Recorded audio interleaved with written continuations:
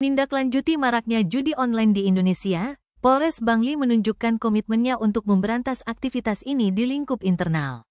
Pada Rabu tanggal 10 Juli, Seksi Propam Polres Bangli menggelar operasi penegakan dan ketertiban disiplin untuk memastikan anggota polisi tidak terlibat judi online. Operasi ini dilakukan dengan cara memeriksa langsung handphone personel guna mengecek ada atau tidak aplikasi terkait judi online. Sumardika menyatakan pemeriksaan HP personel ini dilakukan secara menyeluruh. Tak sekadar membidik judi online, namun juga mendeteksi adanya aplikasi terlarang lainnya. Sumardika menegaskan bahwa pemeriksaan seperti akan dilakukan secara rutin. Tidak sebatas, personel di Polres Bangli, Polsek jajaran juga tak luput dari pantauan. Beruntungnya, hasil pemeriksaan kali ini tidak menemukan aplikasi terlarang atau jejak aktivitas judi online pada seluruh HP personel. Sumardika juga memanfaatkan momen ini untuk mengingatkan kembali kepada seluruh personel tentang pentingnya menjaga integritas dan nama baik institusi Polri.